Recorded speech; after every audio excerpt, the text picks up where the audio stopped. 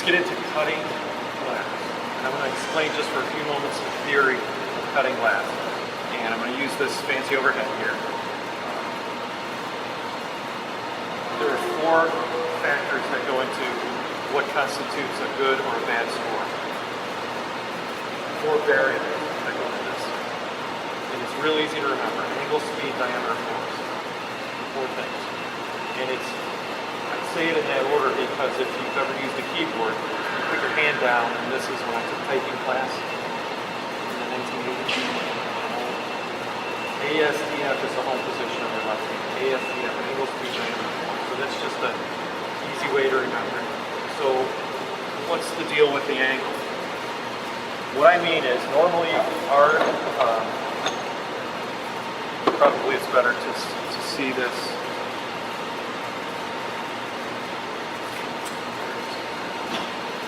On the overhead here.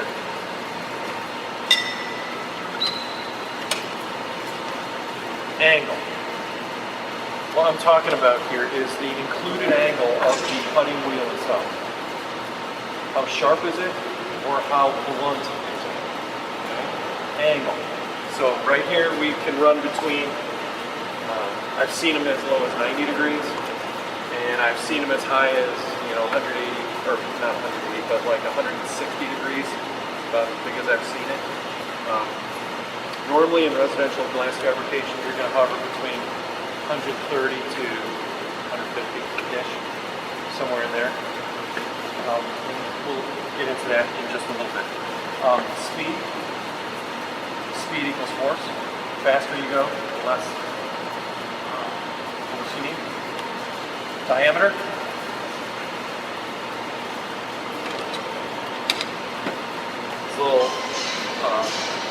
These little Pac-Man guys I drew here. This is the glass surface, and this is a larger diameter wheel, and this is a smaller diameter wheel.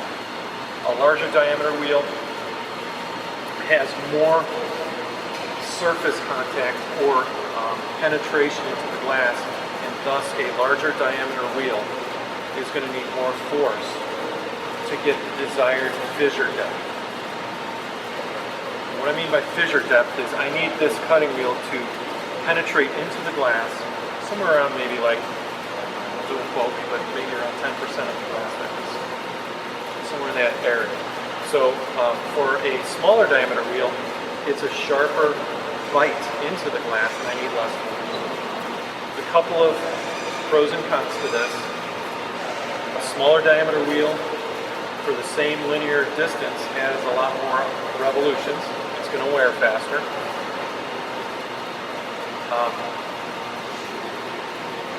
Than a larger wheel. A larger wheel is not going to be so good at cutting arcs and shapes as a smaller wheel.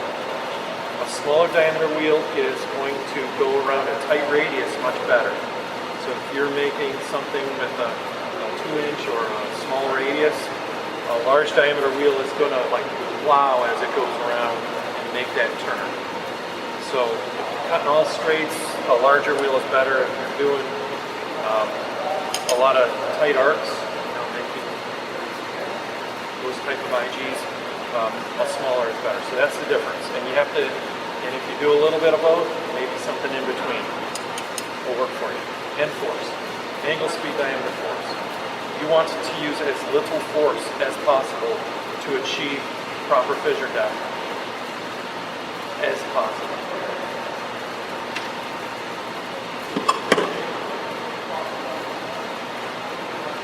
Let me just explain how glass is scored and broken. Glass will almost always never, ever break under compression. Glass will always break under tension. When glass is made, if you've ever seen, you could probably YouTube it, glass going in the ribbon, it's red hot, it's molten. It's going through the float line, it's going through the annealing, the cooling, okay? And as glass cools, it makes a compressive shell on the outside. It's like, if you understand how metal is heat treated, you bring it till it's orange hot, and then you quench it. and it makes the outside casing hard. Well, kind of the same thing happens with glass, where you have to, in order to break a score line, you have to drive beyond the compressive layer into the tension layer of the glass. So there's internal stress of the glass. And that's why we need to go a certain depth in, is because if we don't break through the compressive layer, we're never going to get into the tension, and it won't be so easy to break. It'll want to resist breaking. So that's why for thicker glass, for instance, we need to go a little bit deeper, because it has a little bit more of a compressive layer on the outside. Okay. Just a little bit of useless trivia for you. Okay. The other thing, and then we're going to get into this, is we're scoring glass. We're wanting to get the fissure down into the tension layer of the glass. Okay. So you would think that, well, a sharper wheel angle would drive down into the through the glass more readily than a blunt wheel. Here's where that's wrong. This is where glass is very unique.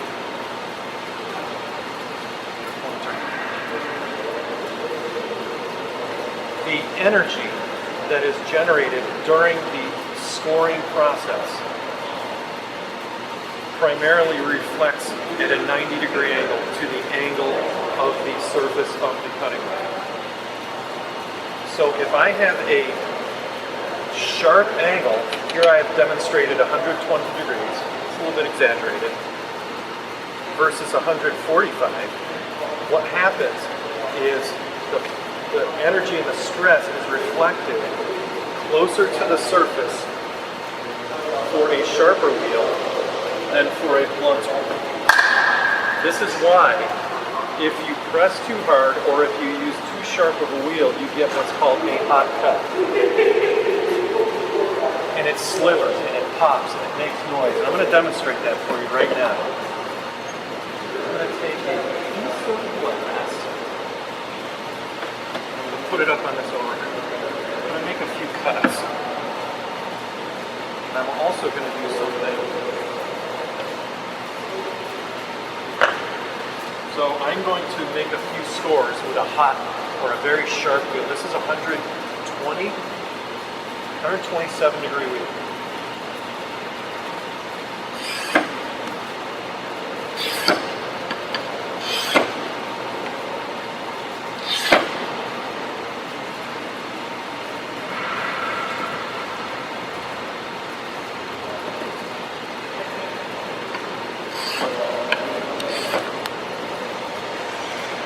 I'm doing this for later on. I'm using cutting fluid. Put this on the overhead. If you have this in mind, see this little hatched area versus this, and you imagine what's happening here. So what's happening is I'm driving the energy down into the glass, but it's shooting out the sides. And for a more blunt wheel, it's driving more of that energy straight down instead of out. That's why I need a more blunt wheel for thicker glass, because I need to drive down deeper. Okay? That's the whole, it's like counterintuitive. It's the opposite of what you think. But that's the dynamic of glass, and the reason for that, and why I explained the compressive and the tension layer of glass, that's what's going on. We got to get into the tension layer to be able to break glass. So, does that all make sense? Pretty fundamental. I've got 4 different cutting tools. I've got a 127, a 135, a 145, and a 155. Meaning, you know what that means now? That's the angle, that's the included angle. You have a piece of 5 mil glass in front of you. What I would like you to do is just each take one of these, but first, let me explain how to cut glass.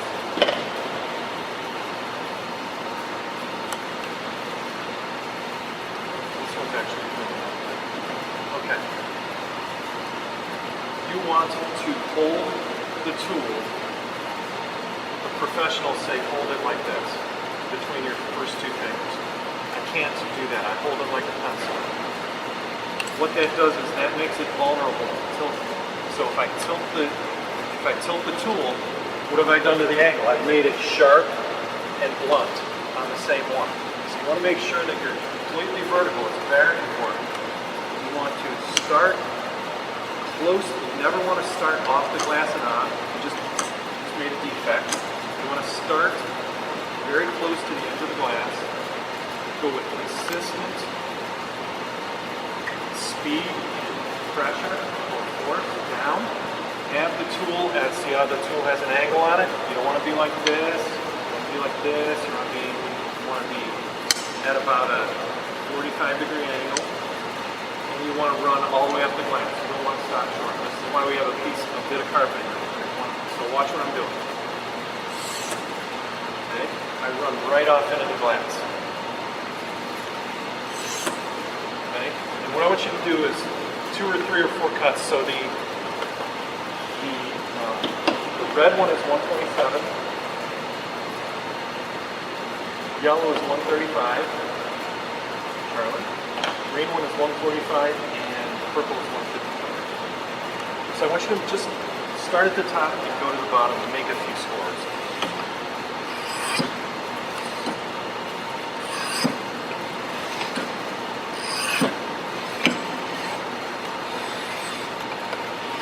You did? You're stopping short. Run it all the way out. Yep. I don't have a problem if you hold it like a pencil, as long as you are cognizant to keep it straight. If that's more comfortable. Okay, so are you able to hear it, feel it? So Tom, look at yours. Shards everywhere. Good Lord. So you've got the 127. Yeah. Instantly, I would say, oh my gosh, you're either pressing incredibly too hard or you have the wrong diameter wheel. Okay, so there you go. There's your first assessment of failure. Check this out. And it just keeps stress relief. Look at this. And if you watch it, it's just... It was still popping when you were picking it up. It's still popping. It's like, it's relaxing. So we'll talk about this later, but it takes time. Glass is almost like a fluid. So that's a really good example of what not to do, Tom. Good job, Tom. It's not trade. So you've got the hot one. Let's get new pieces of glass. Yeah. Put that aside. Just make a little pile. And now trade the wheel. Maybe just go down. We're going to do this 4 times.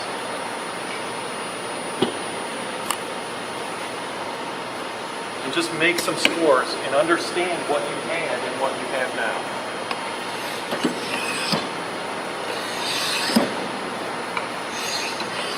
So Steve, is that a lot different?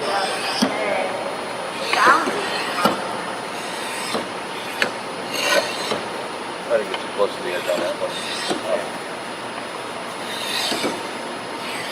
Okay, now trade tools.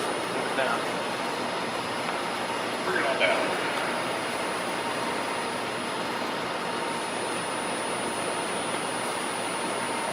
You used to say piece of glass? Sure. Could they turn it over? No. Wow. What do you have? You have the 135. Does that feel pretty good, or is that's still pretty hot? It feels hotter than the green one did. Because you're using a 135 and you were using a 145. Okay. 10 degrees difference, and you're like, whoa, that's a big difference. So, okay. Now you get it one more time.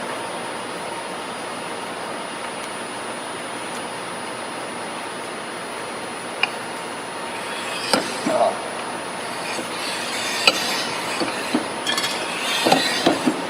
Notice a big difference, Ken? Yeah, now you're creating all kinds of Rice Krispies. It's a hot, super hot cut. And that's terrible. I'll show you why that's terrible in just a minute.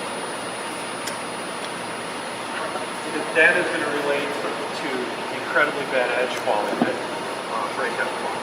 Okay. All I'm hearing right now is a bunch of snapping and popping and stress relieving on this glass. It's pretty amazing. Okay.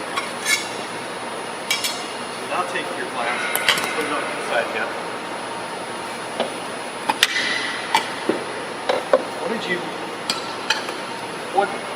What wheel do you think is going to be the right one? I've done the purple one. Purple? Yeah. All right. Which one was that? 150. So now I'm going to, all right. So now we're going to break it out. We're going to start to take a look at what the effect is of your score line, okay? So same as you did before. Maybe give yourself an inch or so because I'm going to show you how to break this out, and then we're going to look at the edges. Okay? So start here, run off, and I didn't make a lot of. You almost shouldn't be able to see.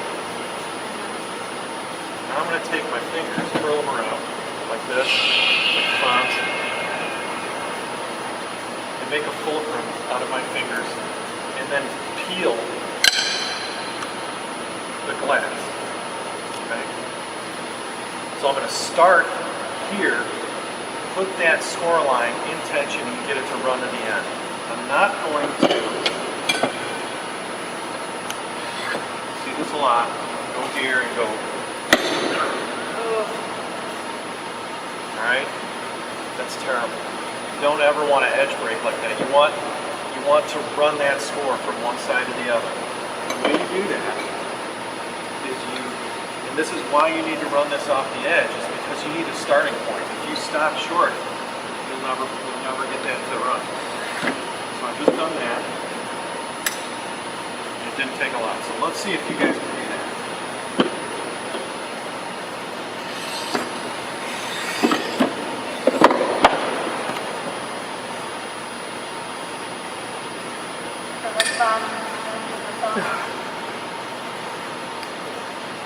It was pretty easy for me. Why are you guys? Oh, he did it. Oh, okay. Try it again. See if it's beginner's luck.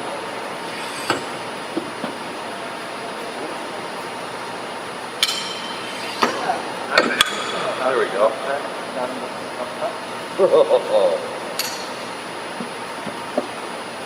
Maybe it wasn't beginner's luck. You're, Ken, on the way to determining that this is probably not a good tool for this thickness of glass. I agree. Okay. So now, let's just trade tools and try and break out. You guys are keeping track of what works and what doesn't work. Yeah, which one was you using down here? Yellow one. Yellow, okay. Yeah, you can use this with the glass. Use a different piece? Use the same one if you can.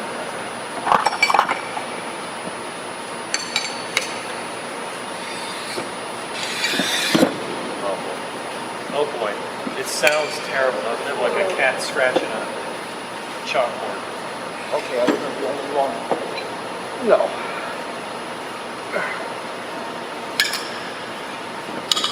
Better. Got it, yeah.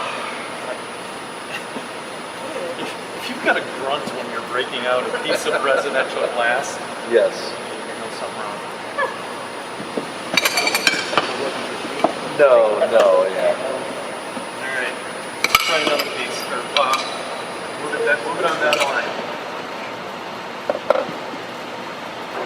That was, you had just used the purple one, which somebody might have done.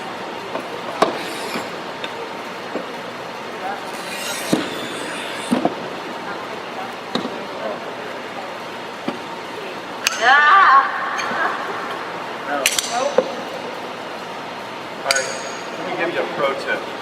Do the same thing, but press a lot lighter. Press lighter. I'm watching you push down, and you're On the cutter. on the tool itself. Push down less.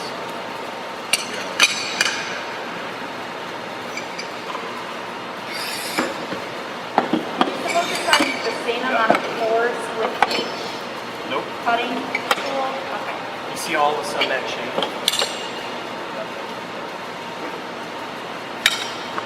Oh, I saw some shards flying. I'm not sure if it broke out any easier. Switch it again?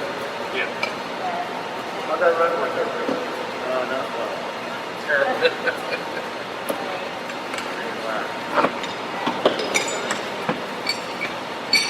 Is that green or is that Is this the last round? Ooh, ah.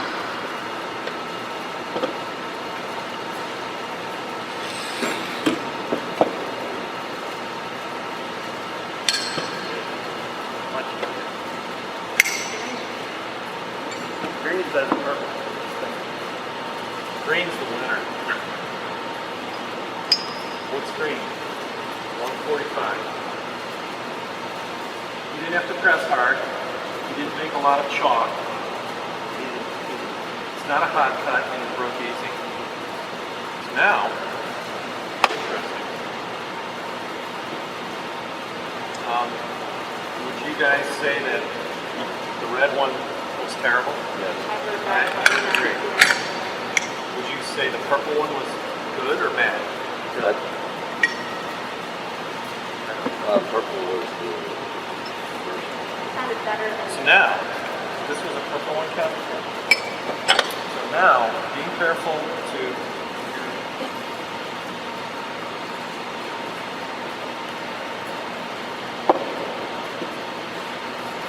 now take this jeweler's loop, put it up to the edge, and you can start to get a little finer in your analysis rather than a feel. You can quantify the fissure depth if you have maybe a scale on that jeweler's loop. Again, you want to go a certain depth, you want to maintain that consistency, get into the tension layer, which is about 10% of the glass thickness. Okay? So, when you said I was pressing from hard, I would have seen it. I would have been able to see the depth change. So do you see that there's a little bit of chatter and then it gets smooth? That's your fissure depth. Or what I hope is smooth. If you press too hard, if you're using the wrong wheel, diameter-wise, you're going to start to create shark's teeth, hackle. We've got a poster over there that shows some of the poor edge quality. If you're using a dull wheel, you have to press harder. And what I said at the beginning was, you want to use as little force as possible to achieve the score. You could break it. Why do I care about the edges? What's that? Why do I care about edge quality? Why you care about edge quality? Why edge quality is really important. It's almost like you are a plant. That's going right to that. Poor edge quality is going to relate and result in increased thermal stress breakage or glazing breakage. So if you beat the glazing bead in and the IG runs from the edge, there was a stress concentration on the edge of the glass. Glass normally doesn't break from the middle. You can't break glass. You can throw a baseball through it, but you've broken through the compressive layer into the tension. Glass will only break the tension. You could put 10 elephants on this glass and stand on it, and it's not going to break. But if you put a little tiny stress concentration in that edge, and then you beat a glazing bead around the edge, it's going to run from the edge in, because you've created a stress concentration big enough to get into the tension layer. And it makes it very easy to break. So all we're doing with the cutting tool is we're creating a controlled defect. And we want the braid to run along our defect. If it runs off, that means something is wrong with force, wheel diameter, or something of that sort. Or if you're using excessive force or you have the wrong wheel, you're going to create this chalking, this hot cut, and it's going to result in a harder breakout. So now what I want you to do is take the sharpest wheel, press hard, break it out, and look at it with the jeweler. And see what you see. So let me give you, get low on glass. Use your the red one, make a score line, look at the red, and break it out. And then pass it down, and then evaluate, press hard. Okay. Now break that out and evaluate the edge quality.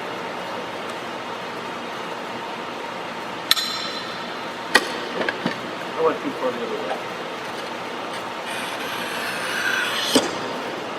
Do you see how it's jagged?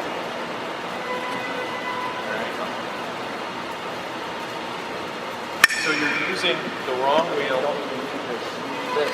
Yeah, you can always tell. I won't. You can, so you used the wrong wheel angle and you pressed excessively hard and you made sharp steel. You made a super hot cut and you don't need a jeweler's loupe to see that that's very jagged. So if you see these in the IG card, you're like, oh man. I think those have a good chance of surviving. Because this unit might get out into the field and it's going to be okay until wintertime, until there's thermal contraction or thermal expansion. Maybe in the summertime, you're going to start stressing that edge. 2 years after that install date, it could run. That's like why. And then if forensically you take a look at that IG, and you see edge quality like that, you're like, okay. They might not have changed their wheel for 2 weeks. You know? They were just like hammering, like really. So if you were using the wrong wheel, and if you were using the same like amount of pressure, and it wouldn't break out, and you add more pressure so you can break out, you're going to see issues like that. Yeah. All right. So now we've done a lot of work with 5mm glass. So push all that to the side. I got some pretty common 2.5 mil. We call this single strip glass, but it's 2.5 mil glass. This is half this thick is what you've been working on. And what you do is use the purple wheel. So for thick glass, I had you using a sharp wheel angle. Now for thin glass, I want you to use a blunt wheel. So do the same thing.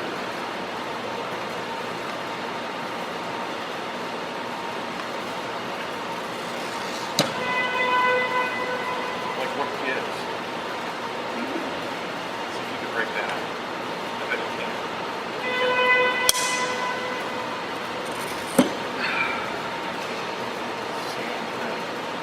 So visually, you could look at that and you see a lot of jagged.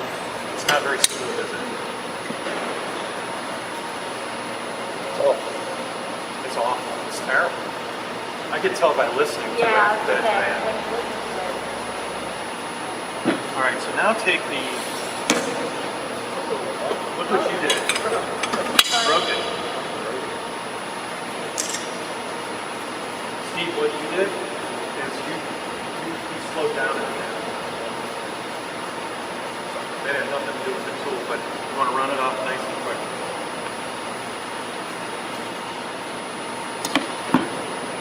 So now take the green one. And it's just, it sounds terrible. The shield's not here great. It's like resisting. So who's got the green one? Right here. All right, so do the same thing. Right. Split that down the middle with the green one.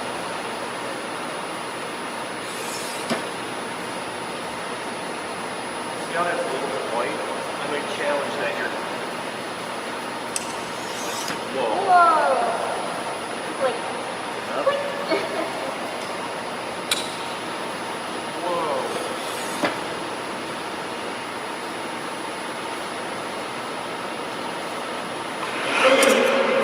wow. Like basically fell apart. Yep. Yowzers. So that was the difference between, here's what's weird, a 155 and a 145. 10 degrees difference was all the world with 2.5 mil glass.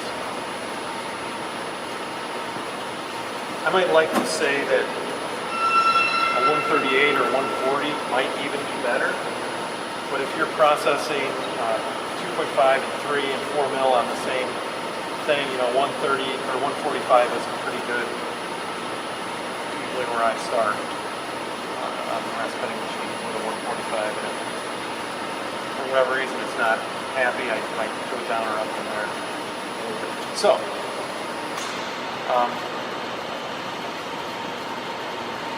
does that make sense?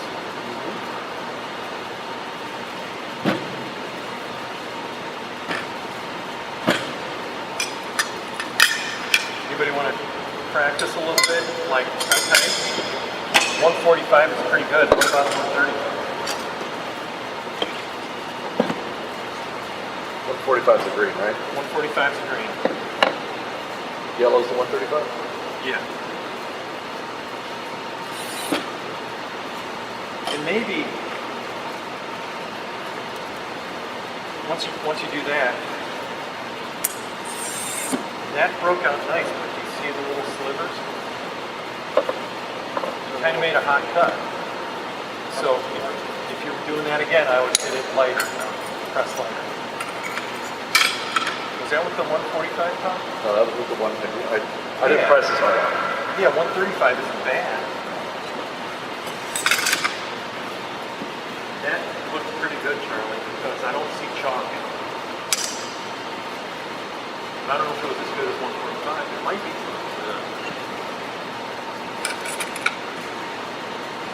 There's a certain range where you're okay, and then it just goes terrible. Okay? Here's the deal with 2.5 mil glass, and it's different. It's really thin glass.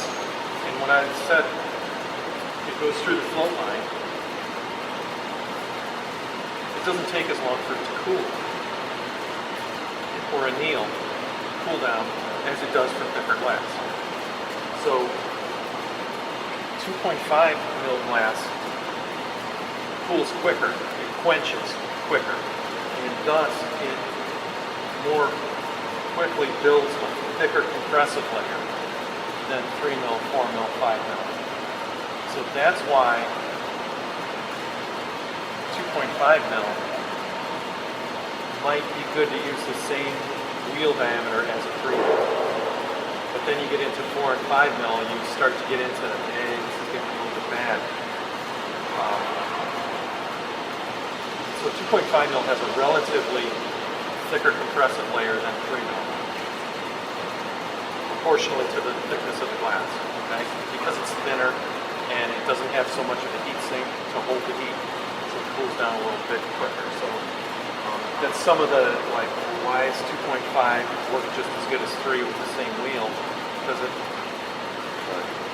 just a little bit of mass stress dynamic going on. Okay, you guys want to play around with the cutting stuff anymore, or can we move on? You guys get it? 155 is terrible, 127 is terrible. In all cases, for 5 mil glass and 2.5 mil glass.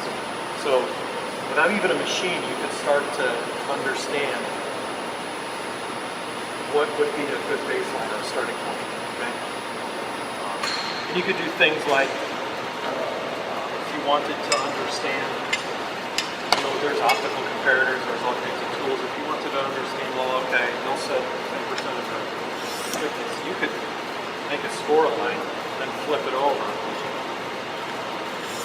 make a cross score line. And now I could take and I could actually measure the fissure depth.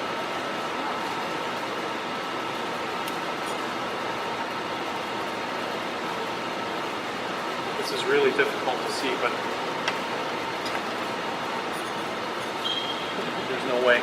But with the jeweler's loop, take a look at that, and you can start to see where the stresses are blooming in that score line.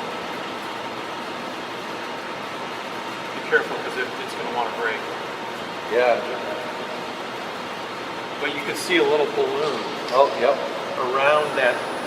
You could see the fissure depth. Yeah, just hold the bottom or else it'll break in half. It's very fragile.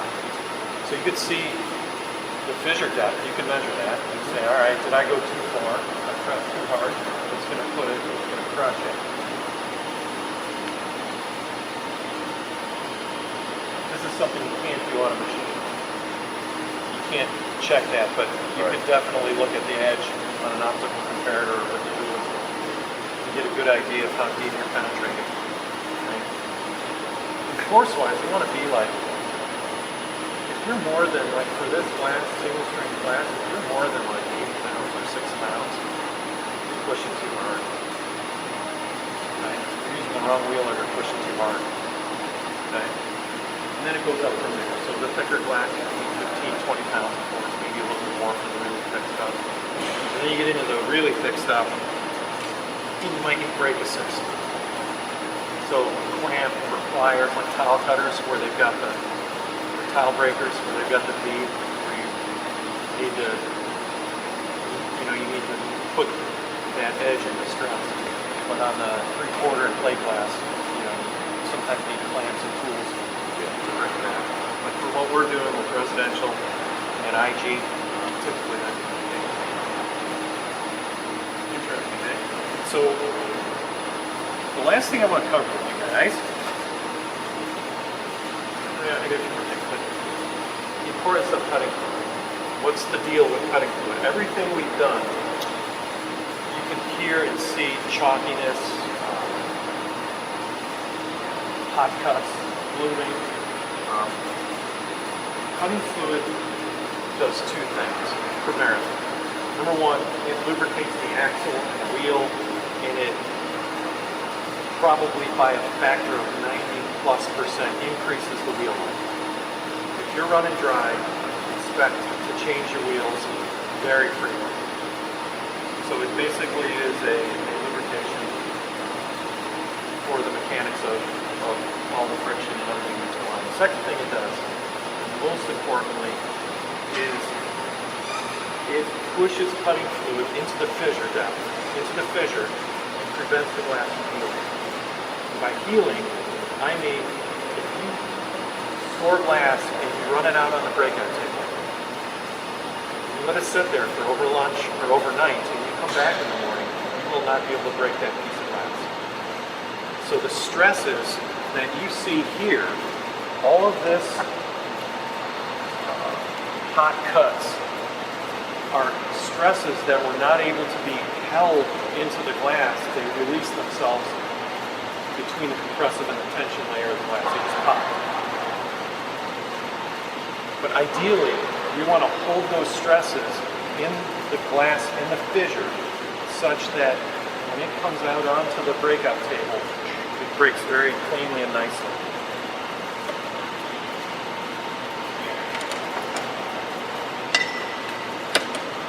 If you score glass and you let it set for a while, you'll see it and you hear it relieving itself. All we want the cutting fluid to do is hold the energy into that fissure where it is until you break it out. Because over time what happens is it starts to disperse. All that energy starts to disperse and you lose the effectivity of making a nice break. And you're going to get crappy edge quality. You're going to get very poor edge quality if you wait too long. Or if your cutting fluid does not have the evaporative rate that is desired for the throughput rates that you have. So there's, a whole bunch of different types of cutting fluid that have different rates of evaporation. Some evaporate very quickly, in a matter of seconds. Some take minutes, some take a very long time to evaporate. So you want to make sure that the cutting fluid that you're using is, number one, water soluble. Don't use kerosene, don't use olive oil, don't use any of this stuff. It's the depth of the edge adhesion to use inorganic or oil solvent-based cutting fluids. Never use a solvent-based cutting fluid. Always use a water-based or water, meaning that the washer can break it down easily. Okay? But you want the evaporative rate such that that fissure is held for the amount of time you need to break that out. That's all it does. So here's the difference between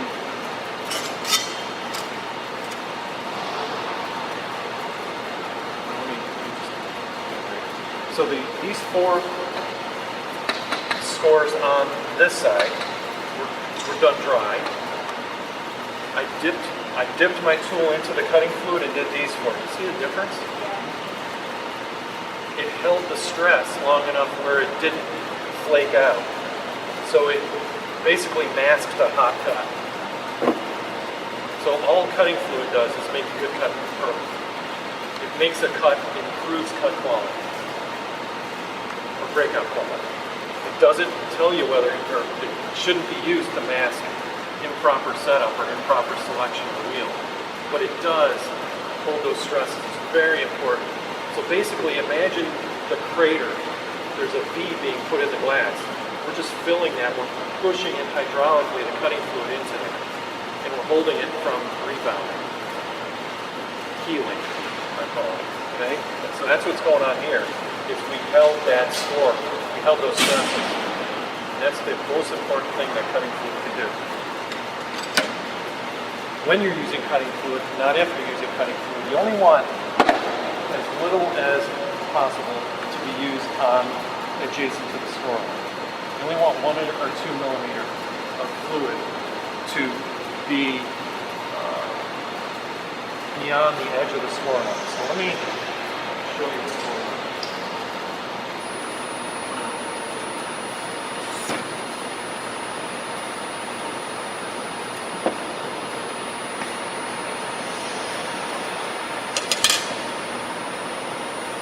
So you see this pooling. You want just a little bit of pooling, 1 or 2 millimeter on either side of that score line. If you're like this can bloom out into the low E surface. It could stain. You could get some iridescent staining going on if the coating is sensitive to that. So you want to be careful, especially for these where we coated glasses, etc. And you'll notice over time that this is going to flow out a little bit. So it's a touchy adjustment. You want to make sure. I always like to say the enemy of enough is more. Just put more cutting fluid on because it's going to make better quality. All that's going to do is put more contaminants on your glass surface. Like I explained at the beginning, you're not going to be able to detect it in the wash line. You're just going to transfer residual contaminants into the washer. But it is incredibly beneficial and useful product to use in glass cutting. It's mandatory.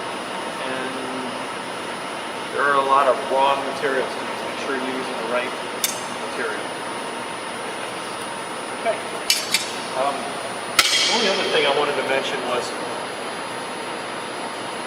carpeting. The importance of carpeting. So maybe push that glass aside.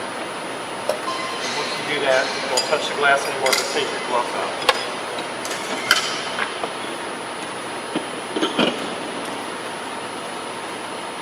You'll see there's a lot of glistening in that carpeting.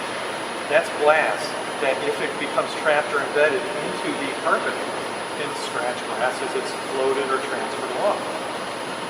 Mostly this is a visual quality issue, but scratched glass is as big of a failure as a sealed glass. Okay?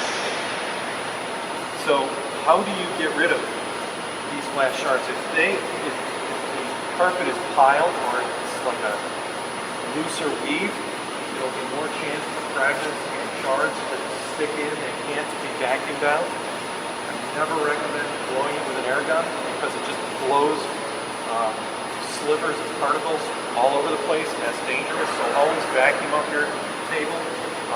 If there's a killing or a sweater balling, you probably don't want to use that carpet because it's gonna trap slivers and shards.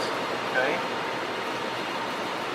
And also, if you feel that carpet compared to the carpet you had, it's a lot more spongy. It's a lot thicker. It's probably twice as thick. Force when we're scoring glass is very important. And if I spot repair this carpet with this carpet, and I run a piece of glass over it and score it, this is considered like a spring. This is going to spring back and be spongy, whereas this piece is not. So I'm going to get a different reflected force back up through. So I might have poor quality here and good quality here. Because the force is different. Essentially, I'm absorbing some of that force with this spring. and the sponginess of this carpet. So you want to be careful. And the same thing goes with worn out, like spots of the cutting table that are down to the bare wood.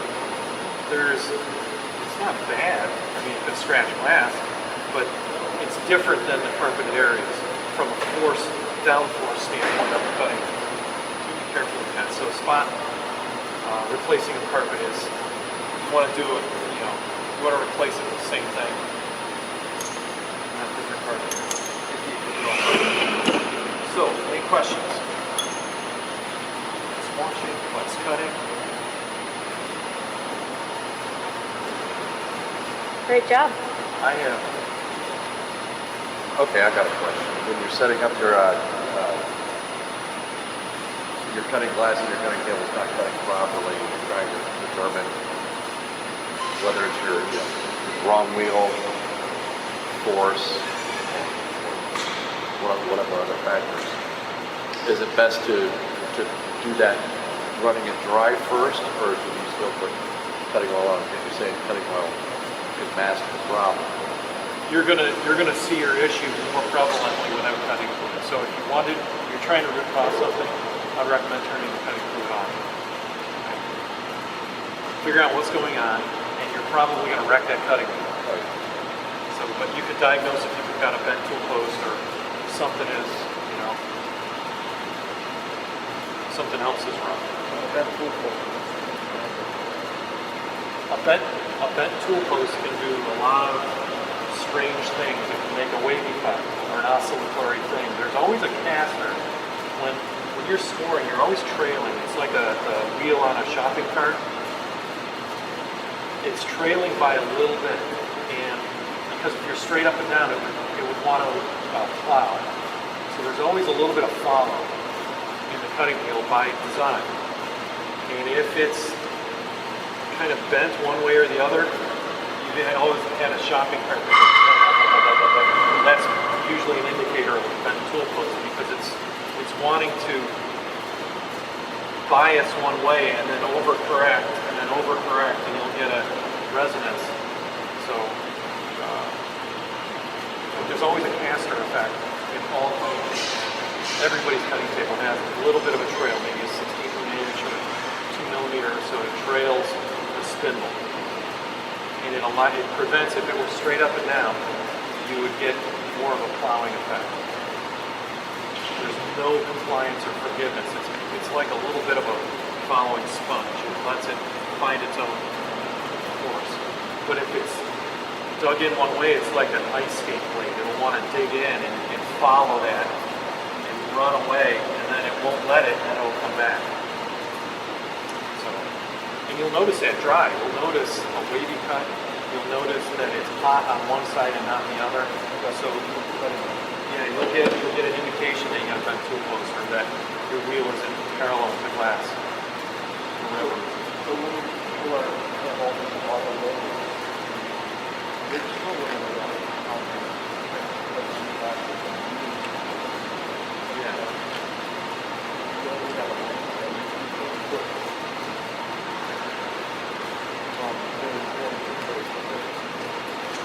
Well, most machinery, most equipment will adjust forces for different glass stops or glass thicknesses automatically, so the operator doesn't need to. It can. Yeah. You may need to change that out if you go extremely different. So there's a speed range that you can do without. And most of the deal with residential windows, one wheel is usually pretty good for all. If you run maybe some 6 mil, you might need to change it out. So the 140 stick with the 145 is kind of. That's where I would start. I'm not saying that's where I would stop. That's where I would start. Okay. Thanks, guys. Thank you. Anything else? Good. When are we going to see ourselves?